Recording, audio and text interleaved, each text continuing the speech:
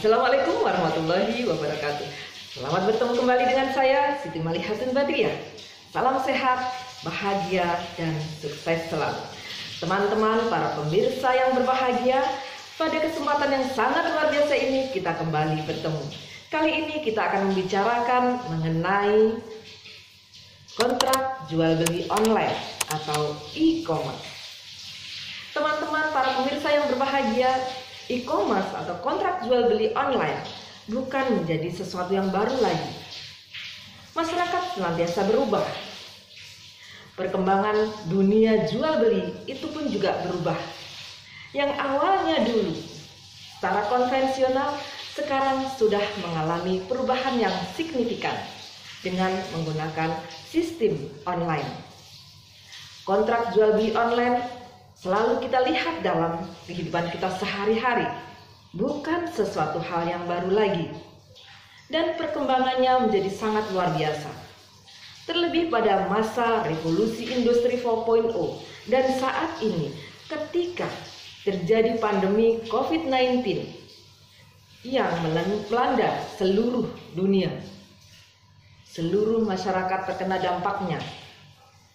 Dan luar biasa perkembangan jual beli online ini menjadi sangat pesat. Banyak sekali yang bisa kita lakukan secara online. Apalagi saat ini, ketika banyak orang lebih mengutamakan kegiatan di rumah, tidak bertemu langsung dengan orang lain, maka dunia online menjadi sesuatu yang sangat dibutuhkan. Termasuk dalam jual beli secara online. Dalam berbagai hal, fashion, kebutuhan hidup sehari-hari, dan sebagainya, transportasi, pariwisata, semuanya dilayani secara online. Dan kali ini kita akan bicara mengenai kontrak jual beli online. Lalu apakah sama antara kontrak jual beli konvensional dengan kontrak jual beli secara online? Pada prinsipnya, jual beli baik secara online maupun secara konvensional bertatap muka secara langsung adalah sama. Lalu apa syaratnya?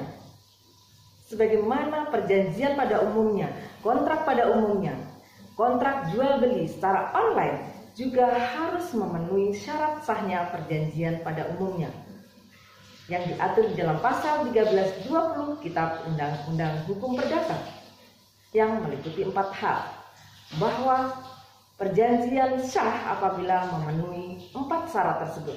Yang pertama adalah kesepakatan, jadi harus ada kesepakatan antara para pihak. Kemudian yang kedua, adanya kecakapan. Dalam hal ini, para pihak harus cakap melakukan perjanjian, melakukan kontrak. Kemudian yang ketiga, suatu hal tertentu, artinya bahwa objeknya harus tertentu, objeknya harus jelas. Kemudian yang keempat, kausa yang halal. Jadi kalau sudah memenuhi 4 syarat sahnya perjanjian ini, maka perjanjian atau kontrak tersebut sah. Demikian juga dalam kontrak jual beli secara online atau e-commerce ini juga harus memenuhi 4 syarat sahnya perjanjian tersebut. Lalu pihaknya siapa?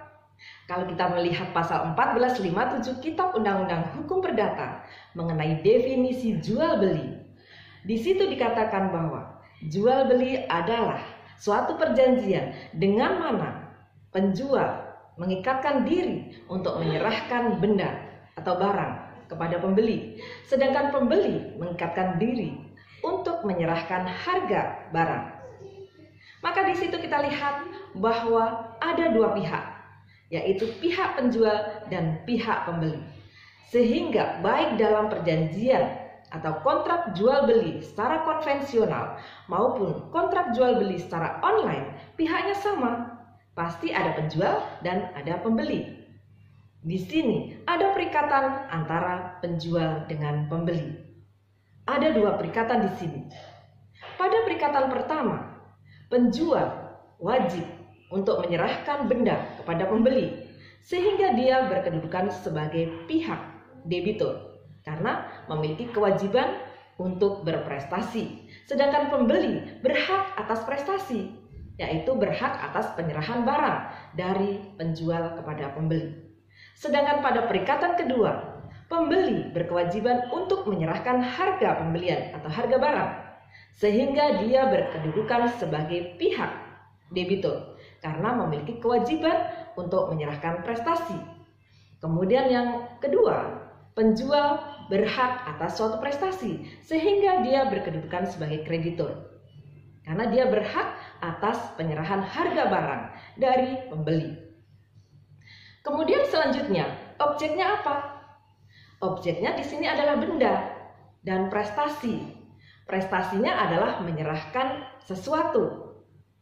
Pada pihak penjual menyerahkan benda, sedangkan pada pihak pembeli menyerahkan harga benda. Nah, disinilah prestasi tadi adalah dari penjual maupun pembeli. Di sini harus berprestasi. Nah, objeknya adalah prestasi dan benda. Nah, bendanya apa? Benda itu bisa berbagai hal. Yang penting bisa ditentukan objeknya, ditentukan bendanya. Benda ini kita bisa lihat pasal 499 Kitab Undang-Undang Hukum Perdata. Di situ dikatakan bahwa benda adalah segala barang dan hak yang dapat menjadi objek dari hak ehendon. Jadi di sini benda itu bisa benda berwujud maupun benda tidak berwujud.